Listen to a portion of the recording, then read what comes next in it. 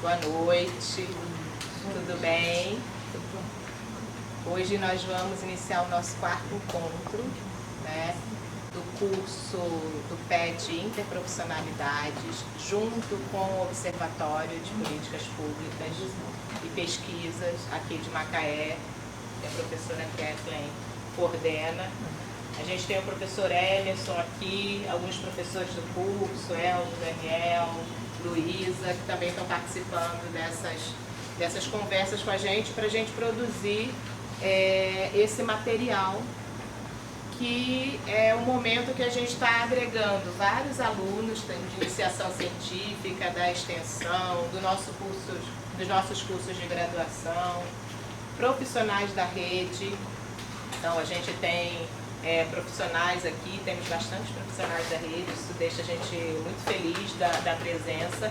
E é um momento que a gente está saindo um pouco, né, do dia a dia ali do serviço, do trabalho em saúde, e parando para refletir sobre a pesquisa, sobre ferramentas, sobre fontes, que na verdade é o que é o nosso tema hoje da aula, né? A gente veio no momento de apresentar um pouco quais seriam essas ideias, né, de pesquisar uma rede de cuidado, como é que a gente vem, né, esse grupo vem produzindo pesquisas nessa área ao longo desses anos. Trabalhamos a questão da cartografia, do diário de campo, né, do Tintim, como o vídeo do Tintim afetou, né, cada um de nós. A última aula foi bem interessante, que a gente teve uma participação. Quem pôde ver a última aula, eu revi a última aula, tem depoimentos lindíssimos, depoimentos assim bem marcantes, emocionantes, de várias pessoas que saíram da aula e continuaram a pensar, né? Continuaram a pensar sobre o que a gente está discutindo aqui. Então é essa a ideia, que a gente não pare por aqui, mas que aqui seja um momento que a gente possa impulsionar algumas ações, e que a gente possa integrar. Eu sei que cada um de vocês está num nível diferente de produção, de trabalho, de pesquisa. Alguns alunos estão iniciando na pesquisa, estão chegando junto com a gente, então é muito importante também que vocês estejam juntos. A gente tem pessoas que já estão desenvolvendo, está no doutorado, né? A Camila já está no doutorado, pessoas que já fizeram, pessoas que estão no mestrado, especialização, enfim. A ideia é isso mesmo. Ou pessoas que ainda estão pensando se talvez seja interessante entrar nessa linha de pesquisa, talvez seja interessante saber um pouco mais e ter mais uma ferramenta para a gente pensar. Então, é essa a ideia da gente trazer esse momento, colocar alguma semente aí de vontade de ser pesquisador, de vontade de pesquisar o campo da saúde, e a gente poder ter uma rede aqui, né, de pessoas para conversar, para poder tirar uma dúvida, para formar grupos, para pensar juntos. A nossa agenda, hoje a gente está no quarto encontro. Nós vamos ter mais um encontro, que vai ser no dia 5 de novembro, e a gente fecha essa pesquisa. No dia 12 de novembro, nós vamos ter, a partir das 4 horas até as 8, um momento que a gente vai apresentar as pesquisas.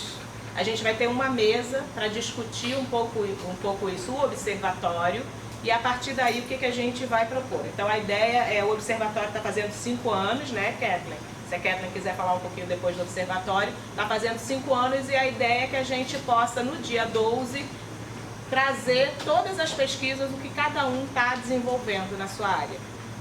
Quais são os seus objetos de interesse para a gente trazer aqui na cena. No dia 5 a gente vai fazer isso aqui coletivamente, mas no dia 12 a gente vai abrir para o campus. E vocês vão receber o certificado. Também vai ser o dia que todo mundo vai receber o certificado, e a gente vai entregar o certificado. Então, é esse o nosso cronograma.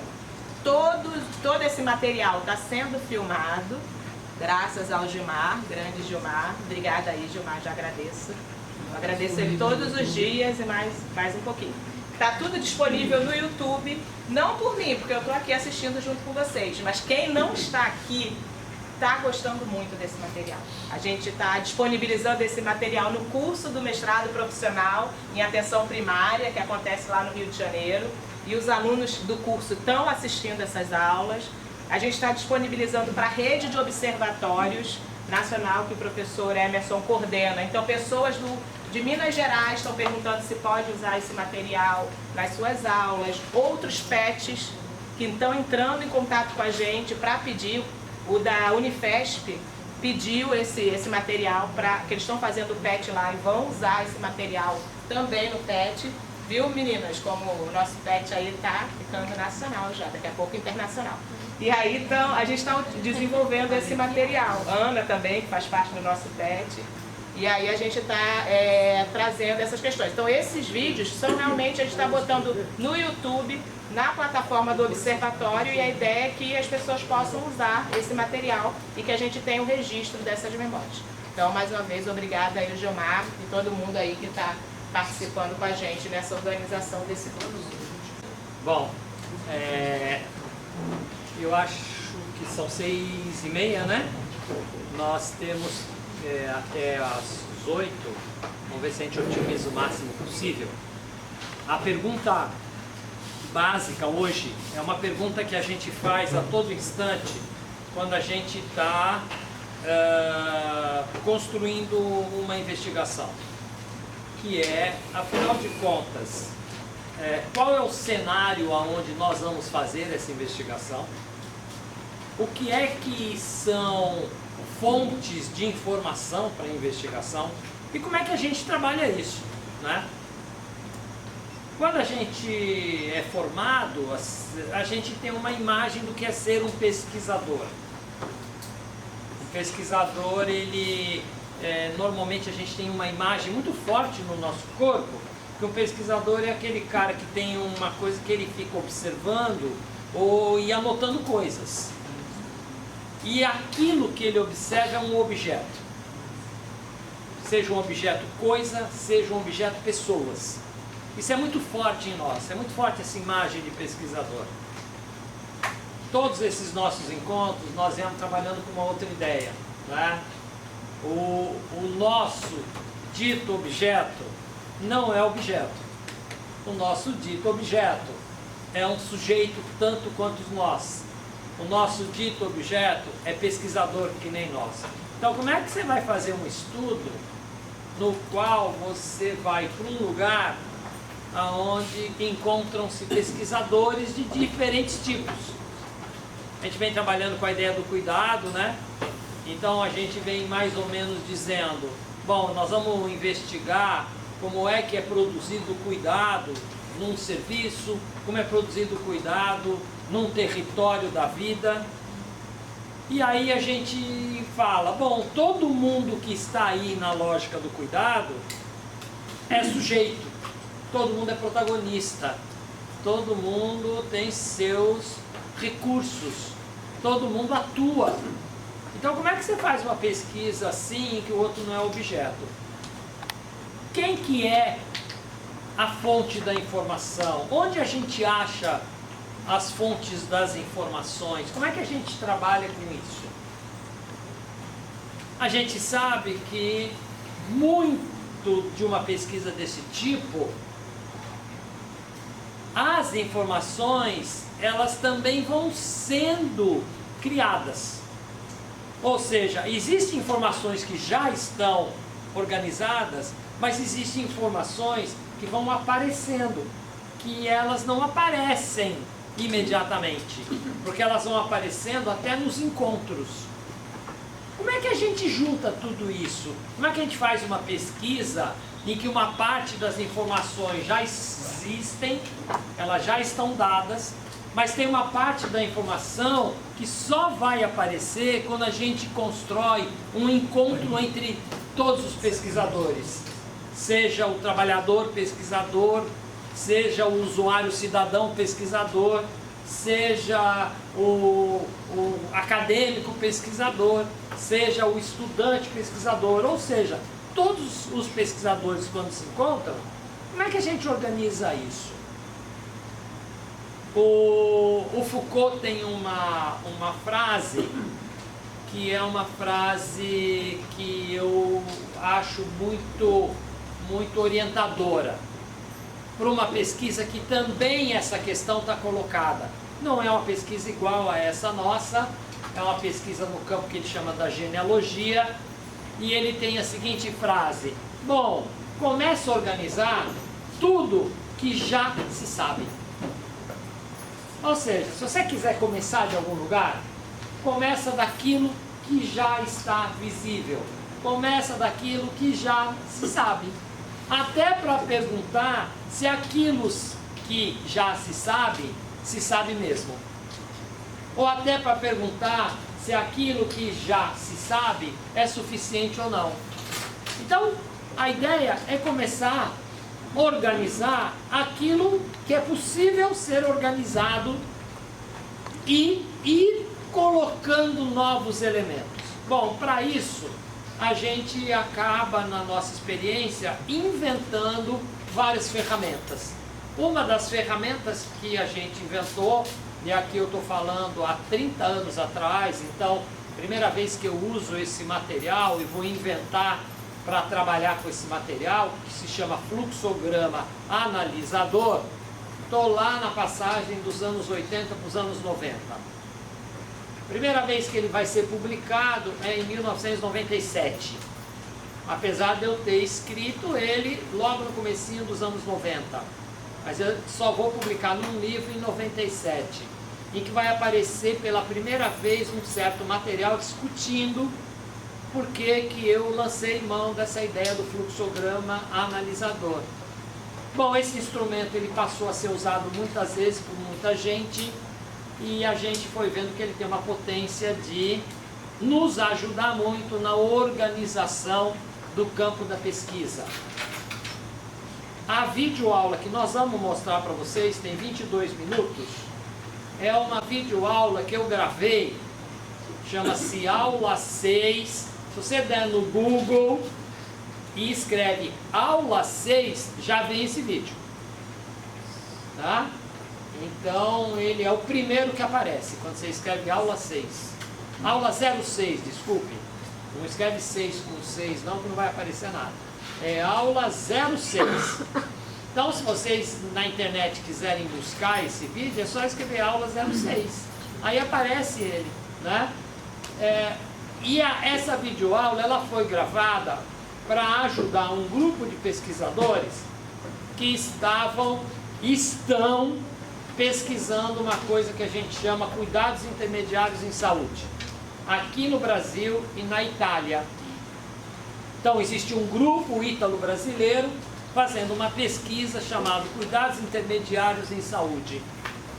Esse grupo resolveu adotar algumas ferramentas que o nosso grupo trabalha em pesquisa. E uma das ferramentas que mais eles exploraram inicialmente foi o uso do fluxograma. Então, me foi feita uma encomenda de gravar uma videoaula sobre fluxograma analisador, que é um material didático para os grupos de trabalhadores, pesquisadores italianos, para os grupos de trabalhadores, pesquisadores aqui no Brasil. Esse grupo que faz essa pesquisa em cuidados intermediários, ele usa esse material. E essa videoaula, ela é um esforço de fazer uma síntese do que é que nesses 30 anos a gente vem trabalhando com essa ferramenta. Então nós vamos passar um vídeo dessa ferramenta e aí a gente abre uma pauta de conversa, tá certo? Depois eu conto por que mesmo que eu acabei inventando essa ferramenta. O que é que eu tinha de demanda para inventar ela, tá bom? Porque na época que inventou eram outros problemas. Então a gente pode agora passar aqui. Olá, eu sou Emerson Merri, eu sou professor da saúde coletiva da Universidade Federal do Rio de Janeiro. Hoje nós vamos ter uma videoaula sobre o tema do fluxograma analisador, que é uma ferramenta que a gente utiliza para investigar a produção do cuidado dentro das redes de serviço de saúde e dentro dos próprios serviços.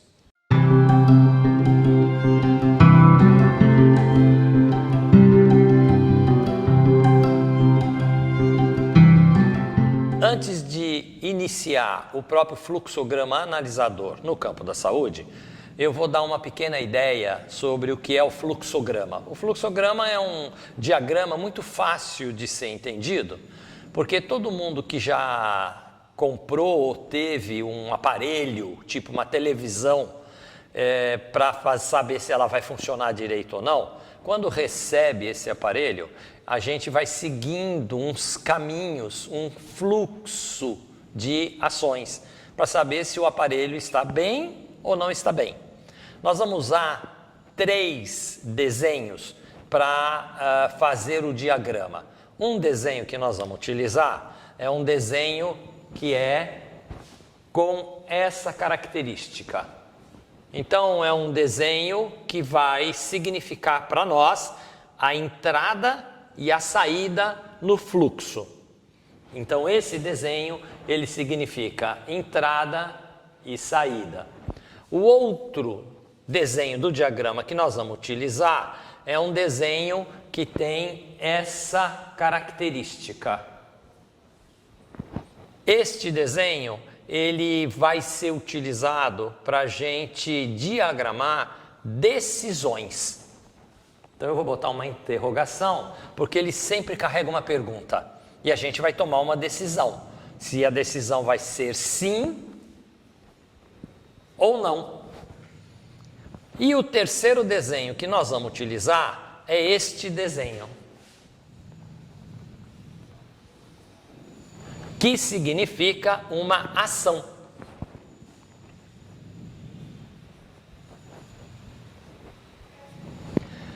Então, o que nós vamos trabalhar? Nós vamos trabalhar a entrada num fluxo, decisões que nós vamos tomando e ações que vão tendo que ser realizadas. Então, por exemplo, você compra uma televisão. Quando você encontra a caixa da televisão ainda fechada, você vai abrir esta caixa. Então, é a entrada, né? Quando você abre esta caixa, rapidamente você vai ter que responder a algumas perguntas. Você vai ter que tomar uma decisão. Por exemplo, a caixa está com a televisão dentro? Dentro desta caixa existe o fio que conecta a televisão na tomada? Existe controle remoto? Tem pilhas? Existe um caderno de roteiro de como fazer a televisão funcionar? Então, esse conjunto de relações entre o começo do fluxograma e as decisões vão te levando para ações. Então, por exemplo, você pode abrir a caixa e está faltando o fio que conecta a tomada. Então, você abriu a caixa e a primeira pergunta: todos esses elementos estão na caixa? Você vai dizer não. Qual é a ação quando você diz não porque está faltando um elemento? Ela vai te levar para feche a caixa e procure o vendedor para devolver o produto, para obter um produto completo. Ora, isso é um fluxograma, não é? Quando você devolve o produto, é a saída. Então, o fluxograma, ele mexe com uma coisa muito simples, né? E que nós estamos muito acostumados. Hoje, até, a gente nem faz tanto desenho de fluxograma, porque os caderninhos, quando a gente compra um produto qualquer, eles já vêm fazendo essas perguntas básicas. Está completo o kit? Se não está completo, devolve o produto. Bom, se está completo, põe então na tomada e vê se acende a luzinha vermelha na televisão. Acendeu a luzinha vermelha? Então pegue o controle remoto e vê se ela vira verde. E você vai seguindo essa relação entre o fluxo com as perguntas, o sim e o não e as ações. Bom, isso é um fluxograma. Mas como é que a gente adaptou este desenho para a área da saúde? Sendo que na saúde, a nossa relação não é com um objeto que nem televisão, não é? Qual é a grande característica da saúde? A grande característica da saúde é que, em vez do objeto, o que nós temos são encontros e relações. Então, por exemplo, Quando um usuário chega num serviço de saúde, o que ele encontra? Não é o balcão que interessa para ele, interessa a pessoa que está ali com quem ele conversa. Nesta relação dele entrando no serviço, ele vai fazer vários percursos e sempre encontrando pessoas. Estas pessoas que ele vai encontrando, a maioria delas são os trabalhadores de saúde daquele serviço, de diferentes profissões.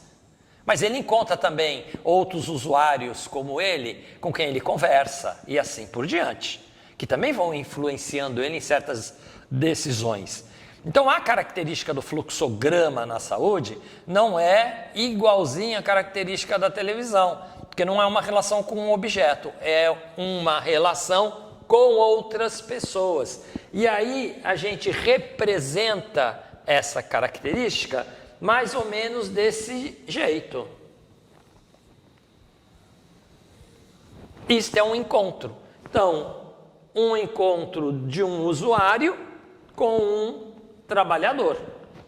Essa característica é uma característica fundamental. Por quê? Porque desde a entrada num serviço de saúde, você já, quando entra em qualquer serviço, seja um pronto-socorro, seja uma unidade de pronto atendimento, seja uma equipe de saúde da família, seja um ambulatório de especialidade, qualquer que seja, um hospital, primeiro lugar de entrada sua é você imediatamente chegar na recepção. As recepções são muito variadas, mas é uma recepção. Isso quer dizer que num serviço de saúde, você provavelmente vai vivenciar a seguinte situação. Você vai chegar neste serviço e este serviço vai ter, e cada serviço tem modos diferenciados, ele vai ter logo naquilo que a gente chama a entrada do serviço, ele vai te receber ali naquilo que a gente genericamente chama uma recepção. E a recepção é o lugar aonde vai fazer a primeira pergunta. A primeira pergunta é uma pergunta muito simples. Essa pergunta, que é: o que você veio fazer aqui? Não é? Você veio porque você está com algum problema, você veio porque você foi encaminhado, o que é que você está fazendo aqui? Num pronto-socorro, você pode chegar num pronto-socorro que é uma porta aberta e dizer: eu vim aqui porque eu estou me sentindo mal. Num serviço mais estruturado, que nem um ambulatório de especialidade, você vai chegar ali na recepção e provavelmente ela vai perguntar: o que você veio fazer aqui? E ela vai perguntar mais ou menos assim: você tem agendamento para hoje? Então você rapidamente vai responder essa pergunta com um sim ou um não. Então, se você chegar num ambulatório que só trabalha com agendamento e ela falar: você tem agendamento para hoje? Não. Bom, aí ela vai dizer para você: então não é aqui o seu serviço. Você vai sair daqui. Então, quando você responde não, qual é o passo seguinte em termos de etapa, né? Que é uma ação. É a ação de saída. Ora, esse é um fluxo muito simples, não é? Mas na realidade, o que é que tem aqui dentro? Sempre aquela imagem que eu coloquei. Aqui existe um encontro. Aqui existe encontros. Aqui existe a sua saída. Se você responde sim, eu tenho um agendamento, então ela vai olhar lá e falar: ah, tá certo, tal hora você vai ser atendido. Então vá para a sala de espera. Opa, sim, vai ser encaminhado para a sala de espera.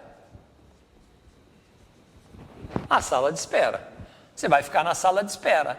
provavelmente você fica ali. O que vai acontecer ali na sua espera, dentro da sala de espera? Muita coisa pode acontecer.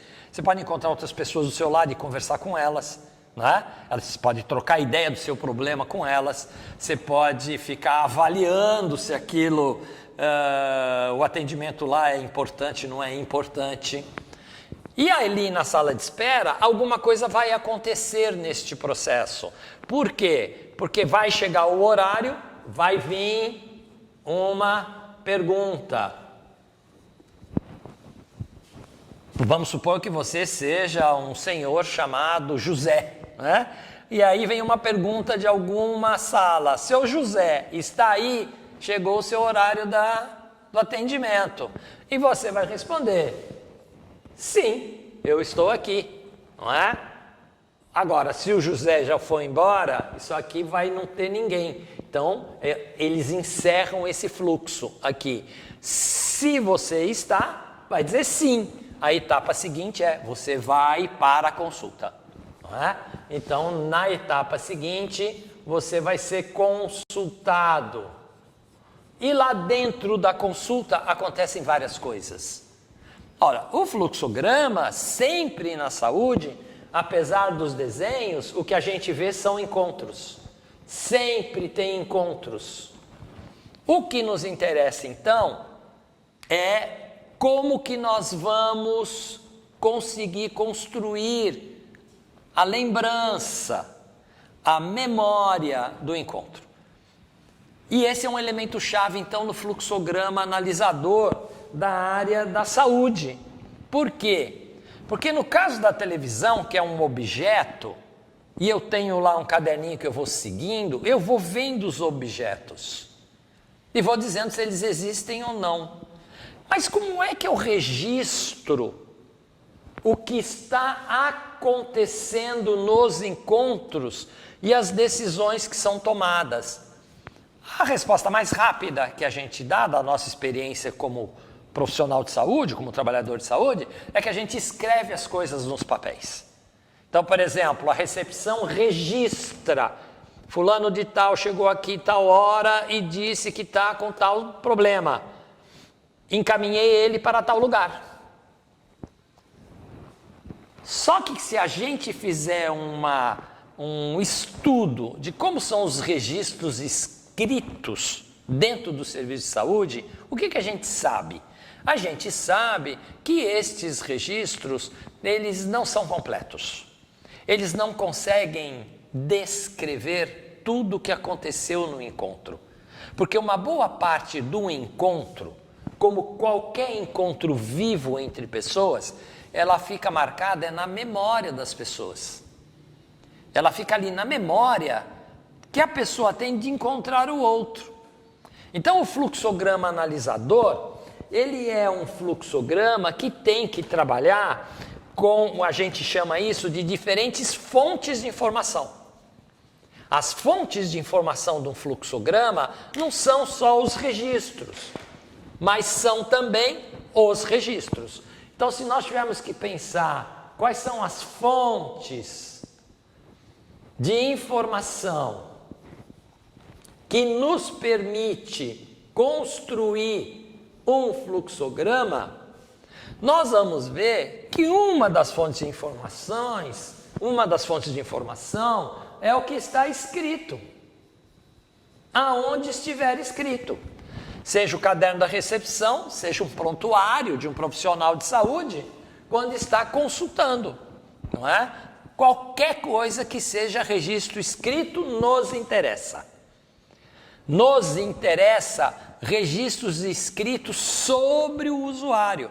O que é um registro escrito sobre o usuário? É, por exemplo, eu ter a carteira de trabalho do usuário, ou eu ter a carteira de identidade do usuário, ou eu ter a carteira de motorista do usuário, seja qualquer coisa, porque ali eu identifico o nome completo do usuário, a idade do usuário, né? O gênero, né? Ou pelo menos o sexo, né? Porque gênero já é uma outra questão. Eu, então, vou identificando com registros escritos informações que vão me ajudando a construir o fluxograma. mas a gente sabe que ela não dá conta. Então nós precisamos produzir encontros para gerar as memórias destes momentos. Isso quer dizer que construir um fluxograma dentro de um serviço é sempre fazer uma aposta no fluxograma analisador. Por quê? Porque ele vai colocar sempre em análise não só a construção do que é que se produziu ali, mas inclusive a própria produção da memória, que não é igual. Às vezes você chega para o usuário e ele tem uma memória muito viva do que aconteceu com ele em todo esse percurso. Aí você chega no trabalhador de saúde, ele nem sabe quem é o usuário. Mas você começa a conversar com outro trabalhador de saúde, o outro lembra, fala, ah sim, esse usuário eu lembro. Isso quer dizer que para construir o fluxograma analisador, nós precisamos produzir um contexto de trabalho coletivo. Ou seja, é como se você entrasse numa dinâmica de uma oficina de trabalho, pegasse todas as pessoas que se envolveram com essa construção e fôssemos agora falar o seguinte, vamos relatar todo mundo a experiência vivida com esse usuário? E a gente vai registrando todas as experiências vividas, vai tendo a imagem no tempo dessas experiências vividas, vamos juntando com as fontes escritas que a gente pôde levantar, vamos produzindo a partir do depoimento do usuário ou dos seus familiares que estiveram ali e vamos construindo essa narrativa do vivido. Então o fluxograma analisador, ele tem essa pretensão, ele praticamente tenta expor exatamente isso, a narrativa do vivido na produção do cuidado, né? E nesse sentido, ele coloca toda essa construção de volta para os que estão ali na oficina para uma conversa, não é? Se essa narrativa do vivido na produção do cuidado, ela foi absolutamente indicando que este processo é um processo de grande sucesso, ou se vai indicando que esse é um processo cheio de problemas, né?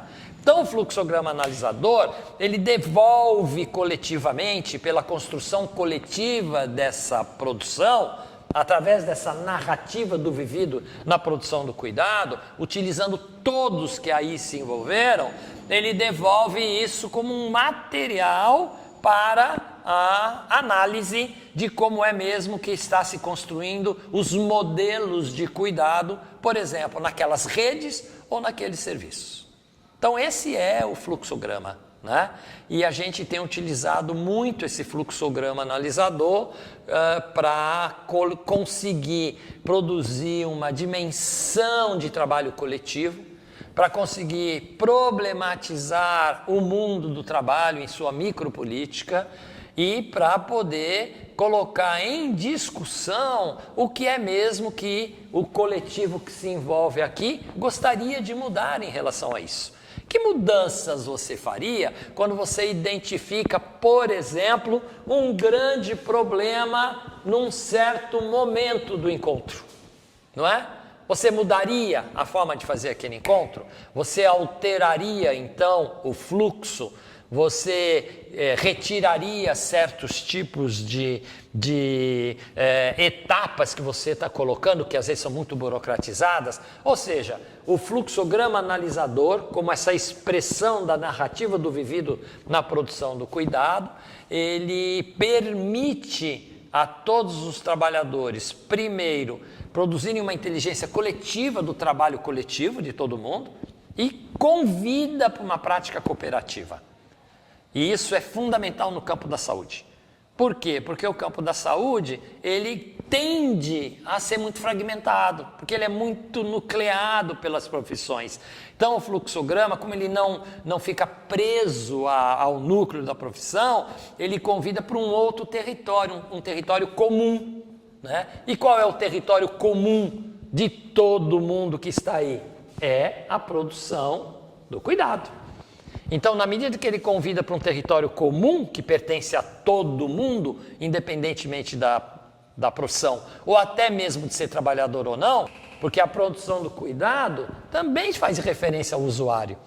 Então, estabelecer esse território comum convoca para uma mudança da própria produção do trabalho cotidiano num serviço. Então, nessa direção, a gente tem trabalhado muito com o fluxograma analisador.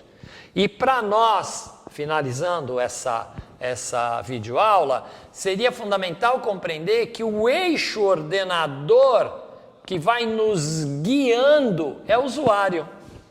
Ou seja, o fluxo, ele vai andar com o usuário e não com as plaquinhas das salas do serviço. Não é? Então é o usuário que nos guia, ele caminhando, fazendo os encontros é que vai nos guiando na convocação das memórias. Isso é fundamental. Por isso que para montar um fluxograma analisador é importante a gente ter essa fonte que o usuário traz, tanto que tem parte escrito sobre isso, quanto da sua memória desses lugares, né? Então o usuário é o centro, ele é o guia do fluxograma, né? Ele é o elemento que nos coloca neste comum. Quer dizer, o que é comum a todo mundo que pode estar fragmentado aqui? O que é comum é o usuário. Então é aquele seu Antônio, é a Dona Maria, que é o eixo central para eu elaborar exatamente esse diagrama que em si faz a equipe construir um processo que a gente chamaria de educação permanente, que é aprender com o seu próprio fazer. Obrigado, essa é a ideia central dessa videoaula e espero que vocês tirem proveito sobre isso.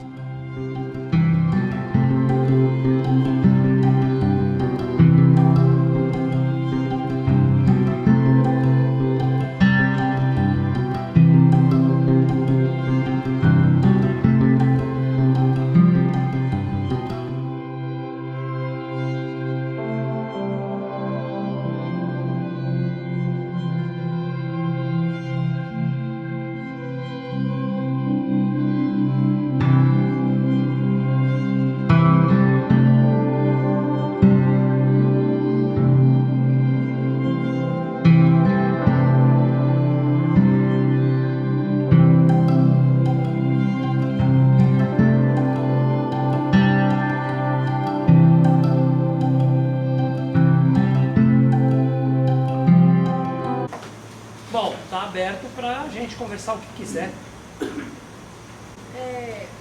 Pode falar. Boa noite, meu nome é Paula, sou estudante do 3º período da medicina. O que não ficou muito claro para mim é se há fragmentação, não há linha de cuidado, é isso? Pra mim, entendi o quê? A relação da fragmentação com a linha de cuidado. Ah, tá bom. Boa pergunta. Em relação a... não temos a figura do analista, né? Pensando na análise institucional, nós temos esse campo de experiência onde todos produzem esse objeto a ser analisado, né? E desse campo de experiência, ele não está pronto. Ou seja, na potência do encontro é que algum analisador vai surgir. Eu ia colocar isso aí. É a capacidade também dos profissionais que vão estar animando esse encontro de se abrirem para isso que vai ser instituído, vai mexer com a estrutura do instituído. Como que a gente insere, né, vai poder inserir na pesquisa esses registros que já estão escritos? Um prontuário, ficha de entrada, para depois articular também com as memórias, né? Como é que a gente Como é que a gente convida as pessoas para trabalhar com esse tipo de ferramenta? Como é que a gente junta o pessoal para fazer isso? O fluxograma é construído aos poucos, né? Eu tenho o olhar do usuário, depois com a equipe, se ele é passo a passo. E depois, uma vez ele finalizado, com outras fontes também, como é o registro desse final, assim, né? É a mão, é uma oficina, é algo mais a nível né, de computação. Como que eu tenho um registro final desse fluxograma? Eu quero saber como que os encontros influenciam na percepção do usuário. Durante a elucidação do vídeo, falou dos problemas que podem surgir quando são observadas as questões. A minha dúvida é se essas observações elas já vão sendo resolvidas ao longo da construção do fluxograma ou só depois de montar tudo para que se sirva para outros e não para aquele que está acontecendo ali. Talvez eu acrescente uma outra que é possível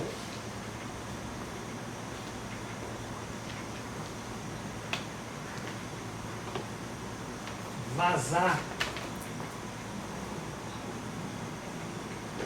o fluxograma?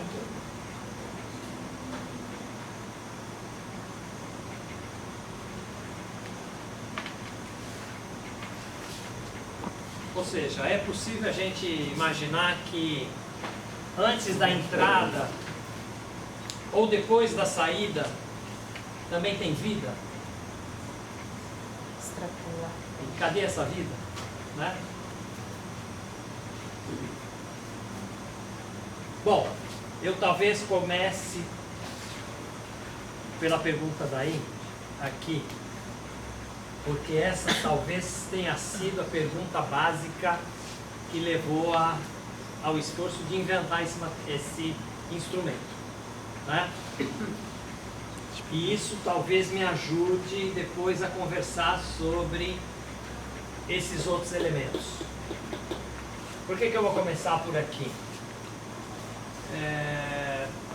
No sábado nós demos aula lá no mestrado, eu também toquei nessa questão, né? A primeira grande experiência que eu lembro que me convoca a tentar criar um instrumento diante do que eu tinha de demanda é uma experiência que eu estou vivendo nesse comecinho dos anos 90. Então é esse trânsito que eu estava falando, 80, 90. E aí tem uma experiência muito marcante para mim, que é uma experiência que eu vou vivenciar com um grupo de trabalhadores e usuários na cidade de Belo Horizonte. Eu vou vivenciar essa experiência em Belo Horizonte. Belo Horizonte, na época, estava vivendo... Então, para localizar vocês no tempo, para não ficar assim tão gratuito, o que é essa passagem 80-90? Passagem 80-90 é Constituição de 88. Opa! Então vamos marcar Constituição de 88, na qual a gente tem a Carta Constitucional com os artigos falando sobre direito à saúde, criação do sistema único. Para o começo de 90, 92, que a gente vai ter a Lei da Saúde, 80-80. Então a gente tem a Constituição, a 8ª Constituição, e a gente depois vai ter a Lei da Saúde.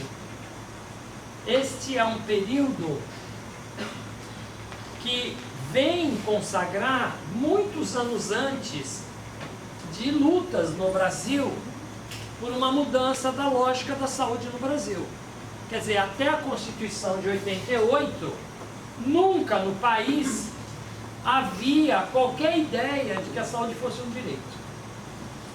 A saúde não era um direito. A saúde era um benefício que se obtinha ou porque você tinha dinheiro para comprar, de alguma maneira, serviços, ou porque você tinha direito a alguns serviços por ser um trabalhador registrado, ou porque você vivia num certo lugar dentro do país que tinha lá uma grande rede de filantropias que fazia benesses para as pessoas excluídas. Assim, não tinha nenhuma ideia de que a saúde fosse um direito de alguém no país, não era de ninguém. Bom, 88 consagra essa imagem. Não, a partir de agora, o Brasil, que tem quase 500 anos sem direito nenhum, vai começar a ter direitos agora. Então a Carta diz isso, a Carta Constitucional, não é? Só que uma coisa é você dizer a Carta Constitucional, outra coisa é você organizar um campo de política social que realize isso. Então aí nós estamos passando um período que é a ideia de que após isso aqui se dispara várias experimentações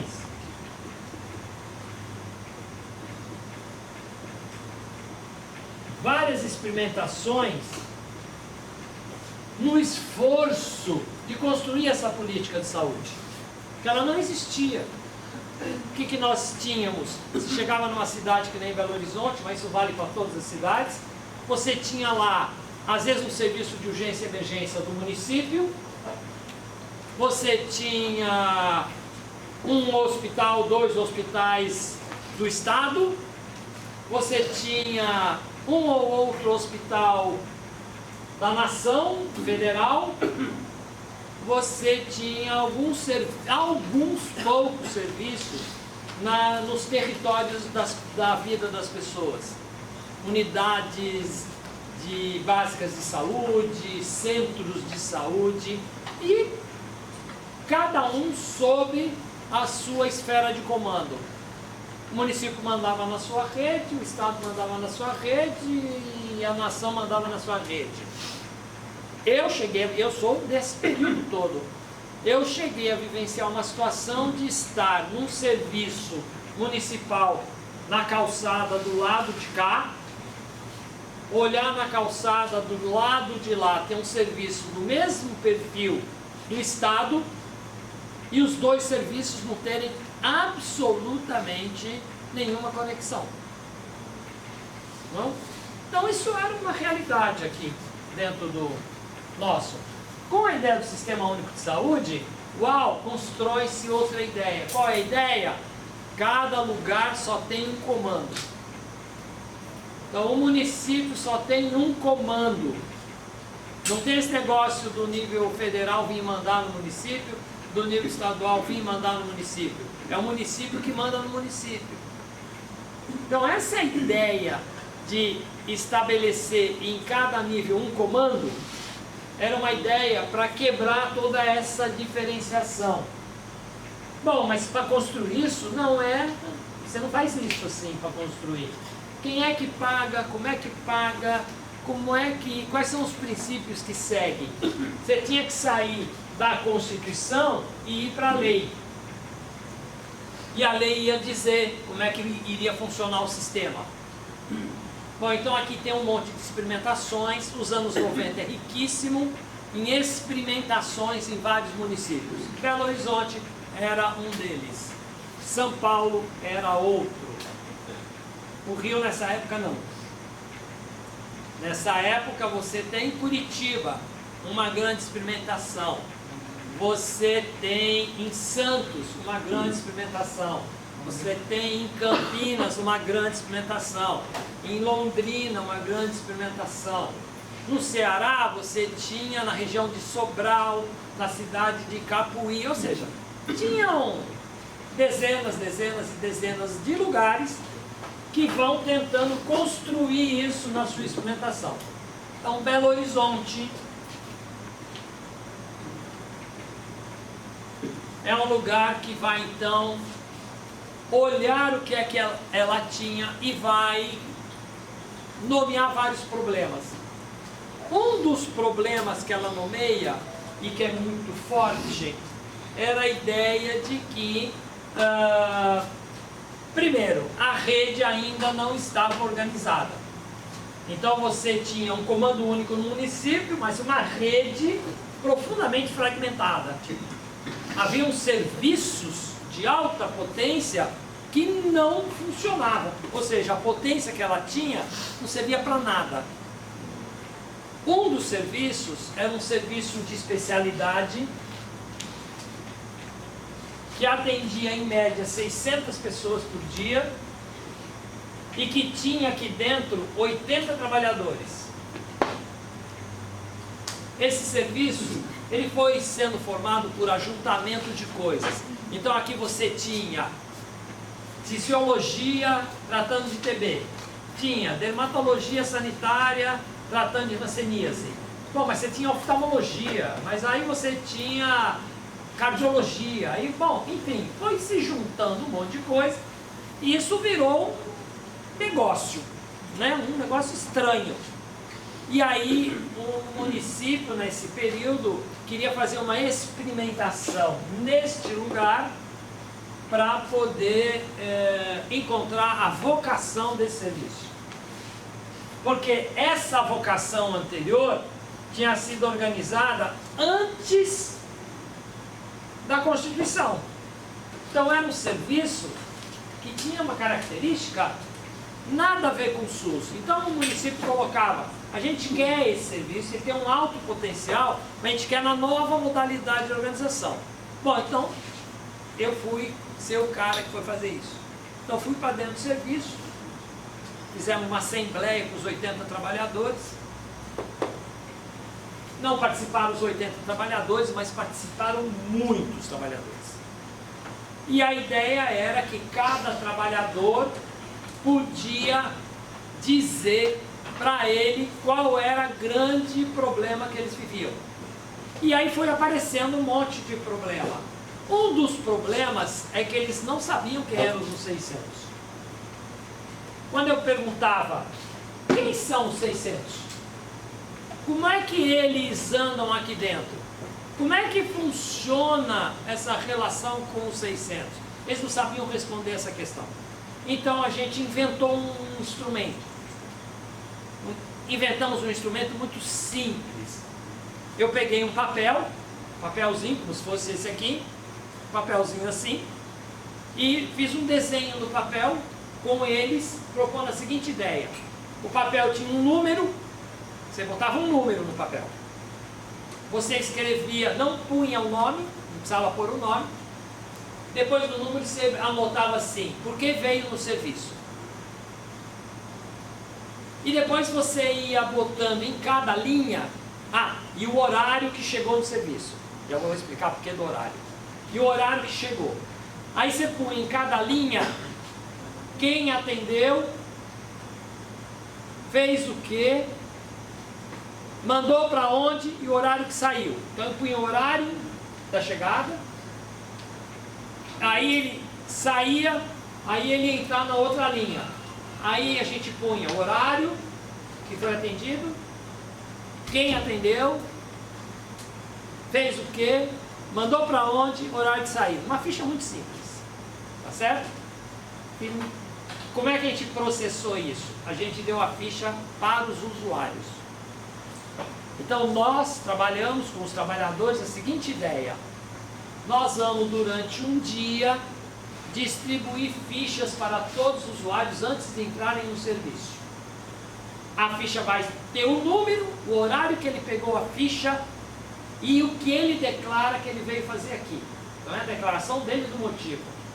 Tá? E ele fica com aquela ficha na mão e ele vai andando. Cada lugar que ele passa, o trabalhador vai lá, anota o horário que ele entregou a fichinha, escreve onde é que ele estava, o que foi feito, para onde mandou e o horário da saída. E devolve a ficha para ele. Então ele foi andando assim. Nós tínhamos 600 fluxos. Bom, como é que a gente trabalha com 600 fluxos? Então a gente pegou um gestor de banco de dados, que na época, isso aqui é comecinho dos anos 90, hein? Existia um instrumento que existe até hoje, chamado AppInfo.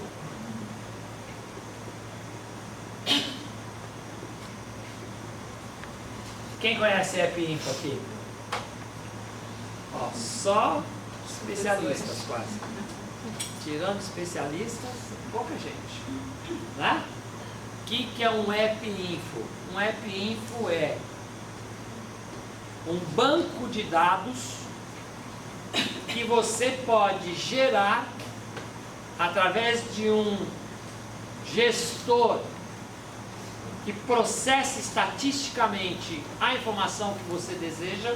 Você programa isso, é muito fácil mexer com App Info, e ele começa a responder para você coisas que você quer. Então, por exemplo, eu consigo puxar a ficha do usuário 44 e eu consigo dizer que hora que ele entrou e que hora que ele saiu. Eu consigo montar um programinha que lê o percurso dos horários dele e que consegue ligar aos lugares. Bom, eu consigo juntar todas as fichas que chegaram no mesmo horário. Ou eu consigo agrupar todos os motivos que têm alguma afinidade. Bom, eu consigo fazer um montão de coisas. Ok? Eu posso ficar fazendo perguntas por banco de dados e eu vou processando essas perguntas. Bom, eu tive um orientando meu que defendeu um mestrado baseado só nesse material. É um processamento bem interessante. E aí, quando a gente consolidou esse material, a pergunta foi juntar os 80 trabalhadores e montar todos os fluxos possíveis num desenho unificado. Qual foi a imagem que me passou na cabeça? Aquele jogo do Ludo. É Ludo, né, que chama aquele jogo? Que você tem o dado, você joga o dado e ele diz assim: avance 5 casinhas. Aí você joga o dado de novo, você cai num lugar que fala assim: volte 3 casinhas. Então o que nós fizemos? Nós pegamos todas as opções de percurso e montamos um ludo dentro da sala. Uma sala desse tamanho aqui, porque ele ocupou quase todo o chão. Aí todos nós ficamos do lado desse instrumento que estava no chão e a gente puxava uma ficha. Por exemplo, a ficha 242. A gente puxava a ficha e perguntava: quem é o trabalhador que quer andar que nem essa ficha andou? Andar em cima do desenho. Não é? Bom, e aconteceu uma coisa incrível, só para responder a tua pergunta rápida agora. Uma trabalhadora pegou uma ficha e começou a andar. Cheguei tal hora, ela ia declarando, cheguei tal hora na fila. Depois de não sei quanto tempo, cheguei na recepção. Aí na recepção, fizeram isso aqui comigo e me liberaram tal horário. E me mandaram não sei para onde. Aí ela foi andando na ficha, uma hora ela olhou e falou: ih, sou eu que estou atendendo aqui. Deu para pegar o que aconteceu? Ela entrou num momento dentro daquele fluxo gigantesco, ela viu ela ali, ela falou: nossa, aqui fui eu que anotei. Bom, isso foi acontecendo, aí rapidamente vários trabalhadores começaram a dizer, o tema do analista que é, por isso que eu estou colocando que o analista aqui é uma inteligência coletiva, tá? Não é uma figura à parte. Aí vários trabalhadores falaram: gente, a gente está mandando esses caras fazerem percursos muito inúteis. Que tal a gente eliminar algumas dessas passagens? Quando a gente saiu da oficina, o serviço já estava organizado de outro jeito. Só para você ter uma ideia. Ora, essa é a própria possibilidade de entender o tema do analista não como alguém que é uma figura que está ali, do ponto de vista da clínica, num lugar especial. Não é? Mas é uma produção de uma inteligência coletiva diante de um analisador que faz o grupo falar. Então a percepção, né, que opera como efeito, foi absolutamente muito rico. Não é? Bom, imagina você colocando um usuário, então, ali dentro. Nessa experiência inicial, eu não coloquei usuário. Minha experiência de colocar usuário vai acontecer quando eu vou fazer esse tipo de trabalho na saúde mental. Essa radical, tá? Bom, a partir disso, dessa experiência, para mim, ficou muito claro como tinha potência poder estabelecer a ideia do fluxograma. Então a ideia do fluxograma, ele não só ele colocava a gente em educação permanente, né? No qual a gente se via num campo de uma experiência comum, como emergia situações, né, analíticas ali dentro que o grupo operava, né, na experiência. Isso foi uma experiência muito enriquecedora. Ela permitiu desenvolver vários instrumentos, mas um dos instrumentos chaves foi o fluxograma analisador. Aí eu comecei a escrever bastante sobre isso, agregada a outra experiência, que é a experiência do trabalho vivo, que se junta aqui, o tema da micropolítica do trabalho vivo, das tecnologias leves, dos processos relacionais. Por isso que eu destaco no fluxograma que o que nós estamos fazendo tem a ver com processos relacionais, com encontros, não é? E isso, mais tarde, e aí a saúde mental é vital em mim para isso, é que aparece a ideia de vazar o fluxograma. Bom, então a ideia de vazar o fluxograma é uma ideia assim: se aqui tem uma entrada e esses processos vão andando e e aqui tem uma saída, a pergunta é: o que tem de vida operando aqui? E a pergunta é: o que tem de vida operando aqui? E a pergunta é: o que tem de vida operando aqui? Ou aqui? Ou seja, uma percepção que o fluxograma é um instrumento que nos ajuda a organizar várias coisas, mas ele não dá conta de conseguir expressar algo que depois para nós vai ser fundamental, que é a ideia do usuário como guia. Então, quando eu coloco, olha, no fluxograma, o usuário tem que nos guiar, é mais do que só por esse percurso. O usuário tem que nos guiar pelas conexões do viver dele. Então, de uma certa maneira, hoje para nós, o fluxograma é uma maneira de você poder organizar, aí sim, uma outra questão, que é a ideia de como é que mesmo a gente vai organizando o fluxograma. Ele vai se construindo aos poucos, ele é uma experiência da equipe, não é? E entra aqui uma discussão que é o seguinte: quando ela me perguntou percepção da equipe, o que é que a gente sabe? Equipe não é ajuntamento de pessoas. Então, se eu juntar um médico com outro médico, ou com uma médica, com uma enfermeira, um enfermeiro, um nutricionista, uma nutricionista, um TO, uma TO, isso não forma uma equipe.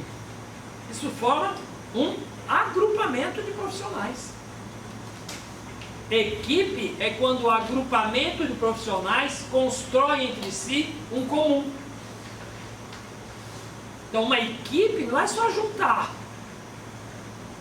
Uma equipe é mais que juntar. Uma equipe é construir um campo comum. Então, o fluxograma é um elemento que põe em xeque a própria ideia da equipe. Porque, a princípio, no campo da saúde, a equipe se apresenta muito fragmentada. Por que ela é muito fragmentada? Porque ela se organiza em torno dos seus núcleos. Então, qual é a tendência num ajuntamento de profissionais da saúde? Cada um girar em torno do seu núcleo profissional. O médico se recolhe no núcleo profissional, a enfermagem se recolhe no núcleo profissional, cada um vai se recolher no seu núcleo profissional. Essa é uma tendência brutal, não é? E na hora que você vai ver o que é que organiza de cuidado, você vê que o cuidado é secundário. O cuidado é um efeito, pode ser positivo ou negativo, mas o que organiza mesmo é a articulação de núcleos. Então, a tendência desse modelo de atenção que a gente tem, né, organizando as chamadas redes de atenção, é uma articulação de núcleos. Os núcleos se articulam.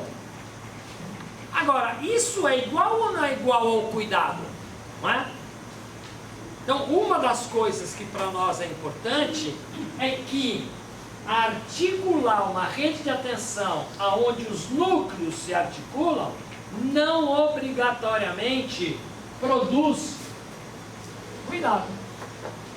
Você pode ter uma articulação muito bem desenhada, ou seja, o médico não invade o território da enfermagem, a enfermagem não invade o território da medicina, a nutrição não invade o território da enfermagem, a farmácia, o farmacêutico não invade o território nem do médico, nem da medicina, nem da enfermagem, nem da nutrição. Mas está tudo muito bem organizado. Cada um sabe o seu papel. Na hora que você junta todo mundo fazendo o seu papel, produziu cuidado? Quem vai dizer se produziu cuidado é este outro. Quem diz se o cuidado de fato aconteceu é o usuário. O usuário que eu gosto de dizer que é o usuário cidadão. O cuidado, ele só é efetivado na hora que se produz um encontro, seja lá de quem for, com o usuário cidadão. É ali que opera o cuidado. E como ele opera? Ele não opera simplesmente construindo núcleos profissionais de saberes e de procedimentos. Ele opera na micropolítica dos processos relacionais. Então, o cuidado, ele tem tudo a ver com a construção dos processos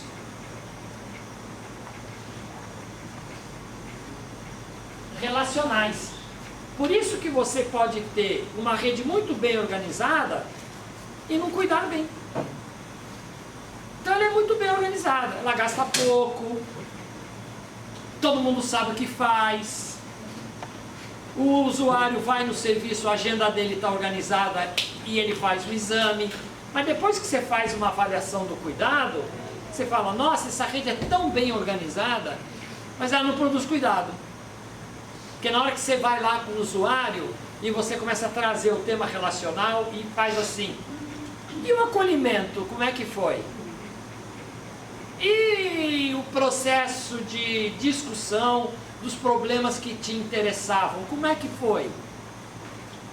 E o final e a sua saída aqui? Como é que você saiu? Você entendeu o que aconteceu com você? Você sentiu que você saiu produzindo mais vida?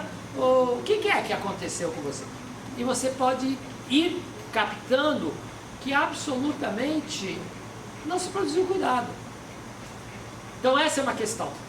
O que é que o fluxograma, então, para mim, hoje ele pede? O fluxograma pede o usuário cidadão guia. Porque quem coloca o cuidado na cena é o usuário cidadão guia.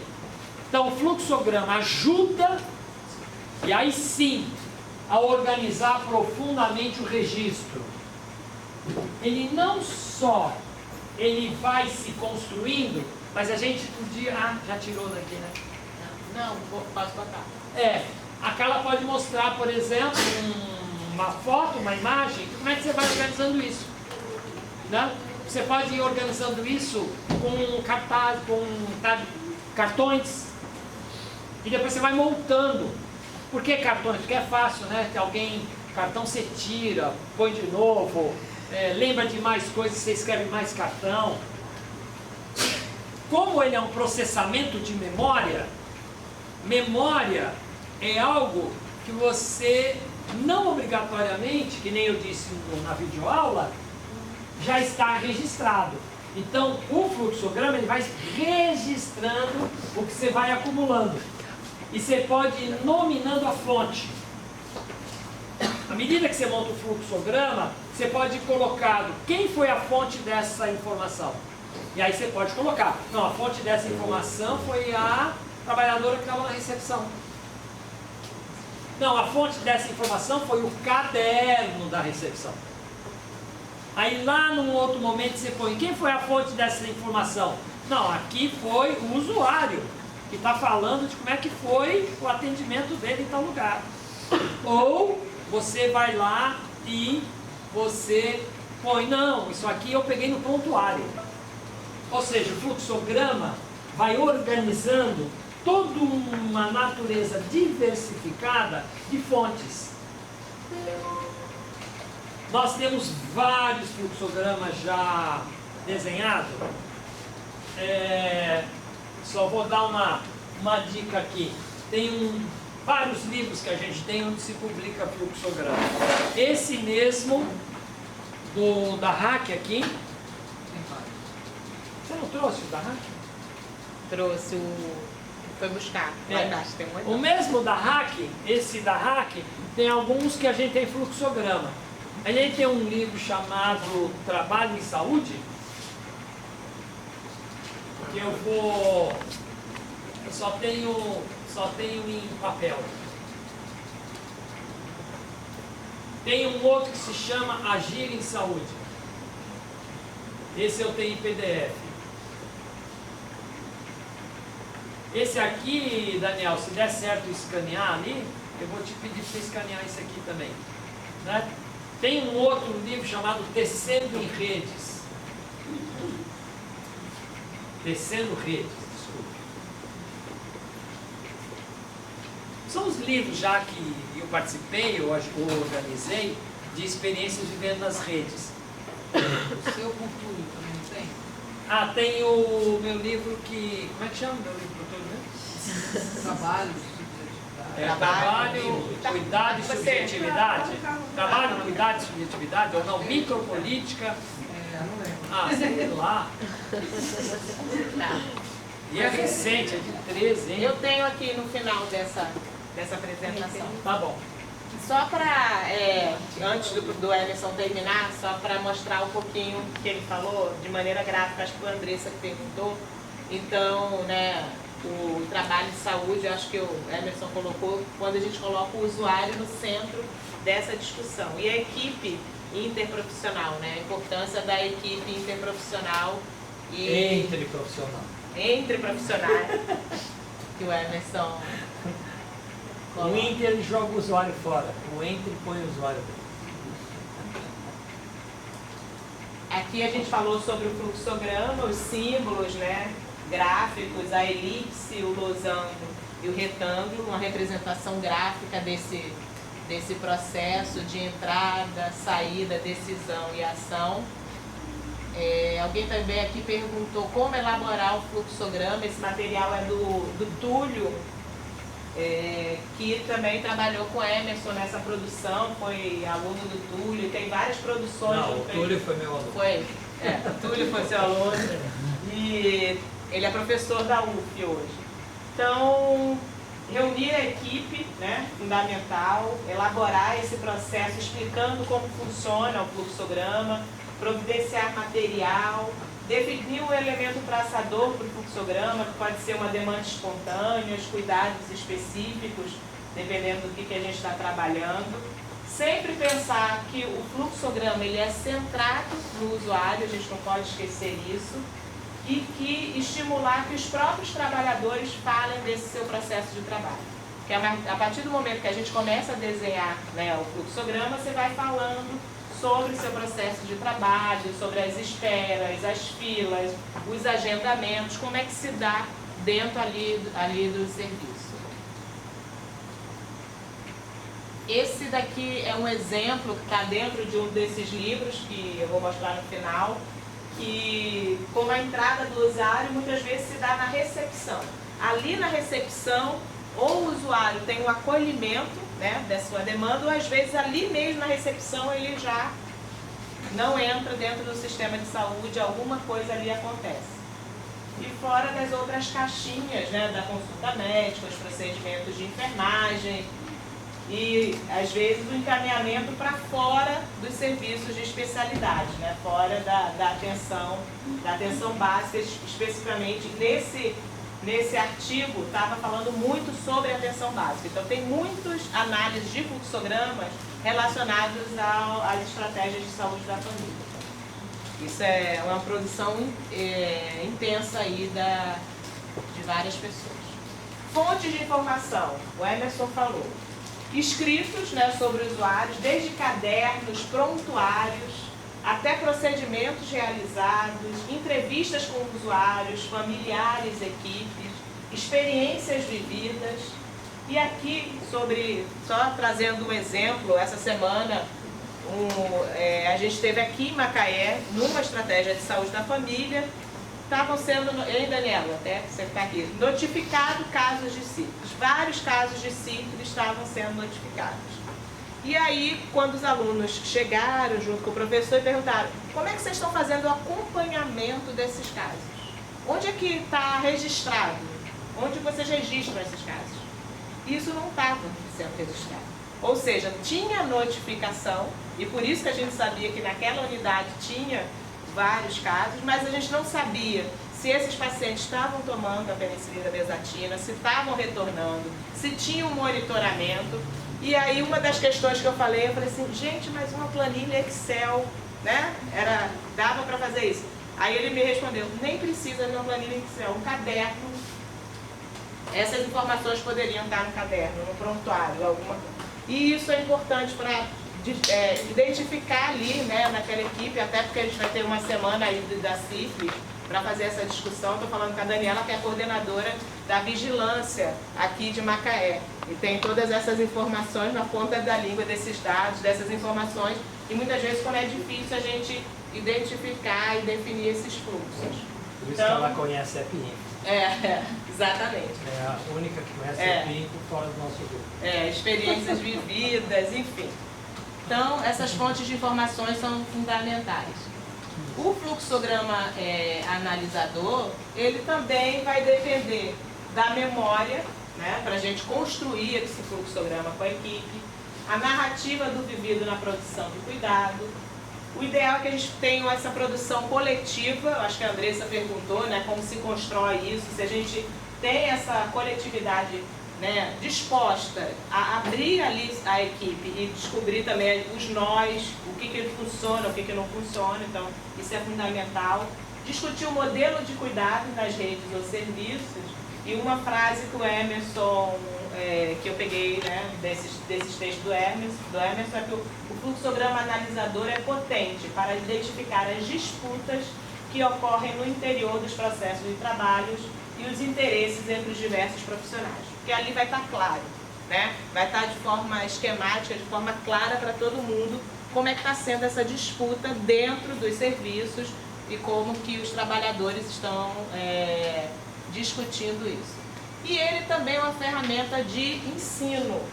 Isso daqui, esse dado aqui foi em Macaé, em 2010, a gente estava aqui numa reunião de equipe com os alunos da medicina, essa primeira turma de medicina se formou aqui em Macaé. E eles, na saúde da comunidade 2 ou 3, tá, Daniel? E aí eles apresentaram, isso é em Aroeira. Eles apresentam o trabalho final dessa disciplina, eles construíram o fluxograma analisador. E fizeram isso com a equipe. E apresentaram na reunião de equipe. Foi um instrumento bastante potente, tanto para o ensino dos alunos, o processo de aprendizado, como também discutir com aquela equipe. Foi inclusive apresentado no COBEM, no curso de medicina, junto eu e Paulo Eduardo, na época, nós dávamos essa disciplina. O Paulo Eduardo foi coordenador aqui do curso de medicina aqui de Macaé, um dos primeiros coordenadores, segundo coordenador. aqui do Que é a bibliografia. Antes disso, existem vários aplicativos para fazer isso. A Andressa também perguntou. Esse é um aplicativo gratuito, dá para você fazer de forma digital ou da forma como os alunos fizeram, como um grande cartaz, com tarjetas, colando no chão, também dá para fazer. Quem gostar mais da parte mais computacional, mais gráfica, dá para fazer e depois apresentar, enfim. São modelos, porque aqui é bem fácil, você digita em cima dessas figuras e vai colocando a setinha, então é bem uma forma esquemática e fácil também de trabalhar, tem hoje para todos os gostos. E as referências bibliográficas? O Emerson falou, um desses é aqui o livro que a Araceli foi lá buscar.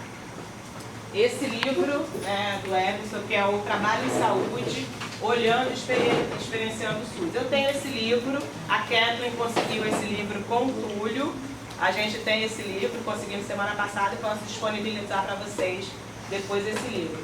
Tem o Agir em Saúde, que a gente também tem, em PDF. Tem esses 2 artigos que foram publicados, que eu achei bem interessantes, que já estão publicados, e tem a videoaula que a gente assistiu agora. Então, assim, material de fluxograma analisador, a gente tem muito material, e aí para disponibilizar aí para vocês. Acho que era Falta ainda uns 10 minutos, fica aberto ainda, apesar que falta uma coisa que é, como é mesmo que a gente convida as pessoas, né? Acho que são muitos convites numa pesquisa, né? Não existe um único convite e não existe um convite que começa e termina numa única conversa. Esse tipo de pesquisa é mais desafiadora, é um tipo de pesquisa mais desafiador no sentido de que a gente tem que construir o campo o tempo todo.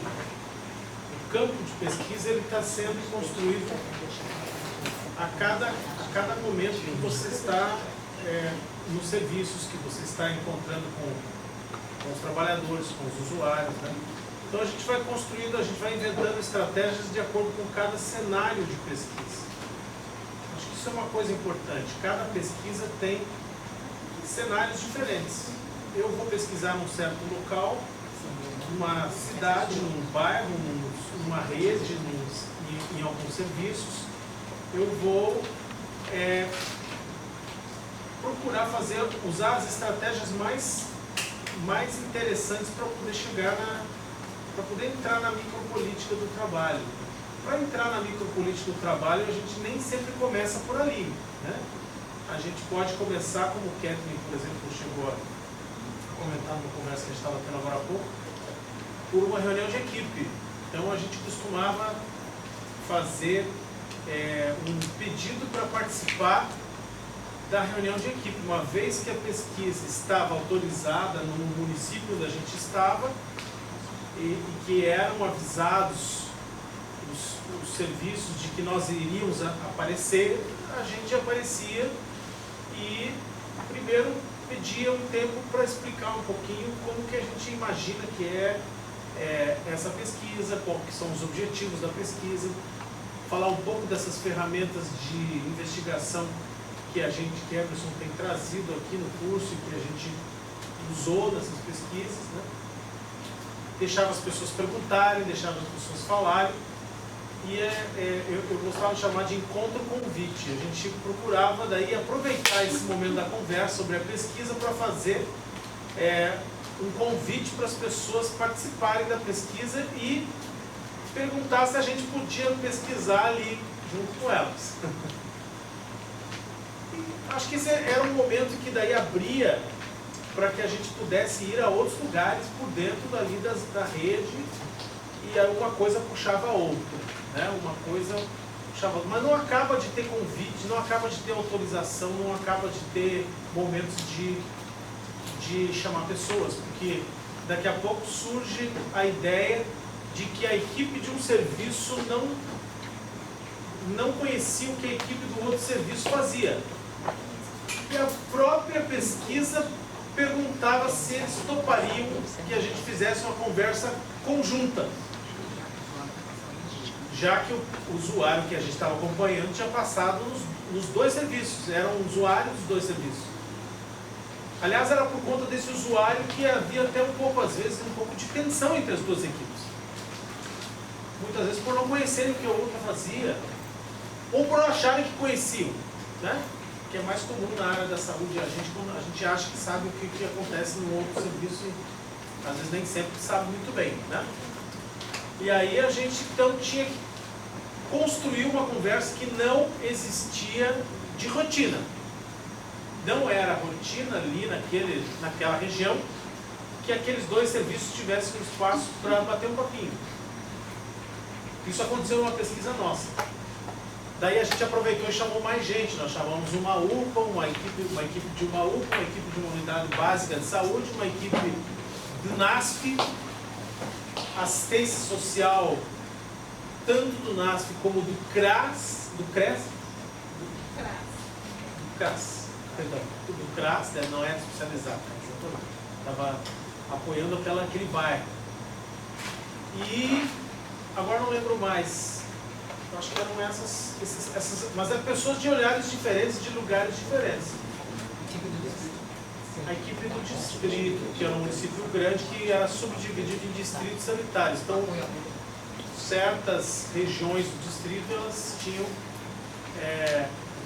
uma gestão própria. E aí, isso gerou uma necessidade de novos convites e novas conversas para ver quem topava. Eram pessoas que não estavam andando junto com a pesquisa até aquele momento, algumas delas. Outras estavam nos dois serviços. Outras não tinham a ver com aquela conversa até o momento. A pesquisa produziu esse encontro. Esse encontro gerou uma série de outras demandas para a pesquisa, para percorrer em outros lugares, para conversar com outras pessoas. Por isso que eu digo que não é o momento. A gente vai... Claro que se alguém disser não pode, não quero, não sou afim, não é o momento, tudo isso pode acontecer. Às vezes não é o momento mesmo, para aquele serviço, para aquela equipe, podem estar acontecendo coisas que ela não se sinta à vontade para pesquisar naquele momento, poderá se sentir num outro momento, se sentir à vontade, né? Então, assim, são vários planos de pedido, de convite e de se convidar de uma certa maneira, porque a gente está se convidando também, né? Quem não faz parte das equipes.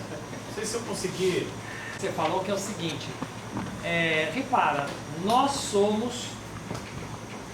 profissionais de saúde, teoricamente, somos capacitados a produzir encontros. E o encontro nos gera medo, tem dificuldade. Ou seja, nós somos profissionais que dependem da produção de encontro e nós temos dificuldade. O que a gente faz quando tem que produzir encontro, né? Eu acho que isso é uma tensão que a gente tem. Por isso que uma das questões é que todo grupo de pesquisa, ele precisa se sustentar no campo. Ou seja, as pessoas não podem se sentir solitárias no trabalho e no campo. Elas precisam pertencer a uma equipe de pesquisa, elas precisam vir e voltar, se colocar em supervisão no coletivo, ou seja, o coletivo funcionar como outro a dialogar sobre o que você está vivendo no campo. Então é importante que isso a gente faz no nosso grupo, né? A gente tem essa mania de que todo mundo que está no campo participa de reuniões para contar o que está vivendo. E a gente vai dando opinião sobre isso, né? Porque é assim que a gente vai construindo uma situação positiva, né? Dessa construção analítica de uma maneira coletiva, né? Então é importante, porque ficar isolado, ficar sozinho, aparece um problema, nossa, isso te captura às vezes, você não sabe o que fazer. Então quando você traz para o grupo contribui demais, né? Então acho que essa é uma metodologia que a gente trabalha bastante, que é o trabalho coletivo, o trabalho cooperativo e a educação permanente de nós pesquisadores, né? Isso é parte da nossa caixa de ferramentas.